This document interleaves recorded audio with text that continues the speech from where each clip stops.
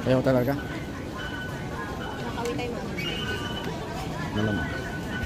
10 na siguro.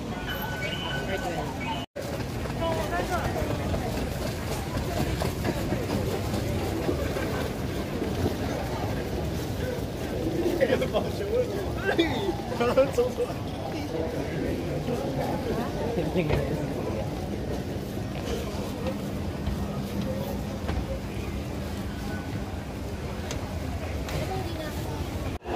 For today's video mga kasine, so pupunta po tayo ngayon sa Taipei 101.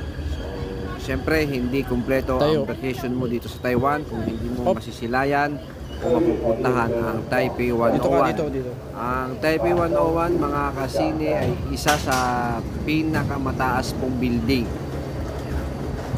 Dati po siya ay number 1, ngayon po ay number 2 na dahil mas malaki na po yung nasa Dubai. So nag-ride po kami ng tren papuntang Taipei 101.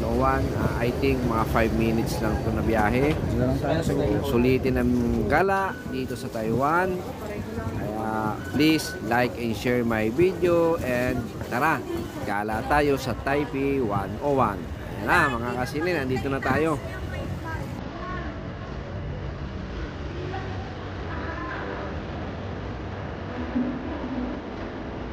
Oh, gulo na kapag doon.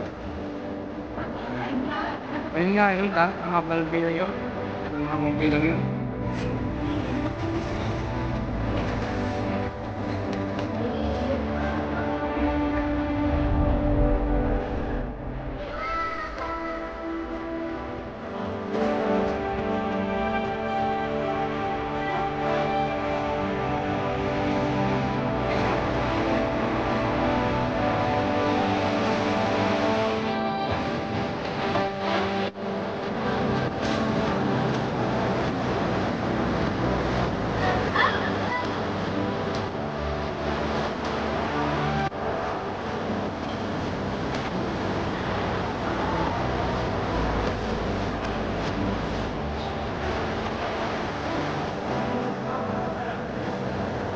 So yun mga kasine, andito tayo sa observatory. So hindi po namin alam kung paano umakyat. At the same time, parang pa-close na rin po itong oras na to. So parang minabuti ho namin na hindi na kami tumuloy sa taas at nilibot na lang po namin yung baba. Parang mall po kasi itong baba, yan, katulad po yan, mall po kasi yan. So umikot-ikot na lang po kami kasi parang hindi rin kasi magandang pumunta sa taas kasi foggy. So hindi makikita ang buong Taipei. So ang buong Taiwan, ganoon. Kaya yun mga kasine, nagpasya po kami na maglibot-libot na lang dito sa gilid.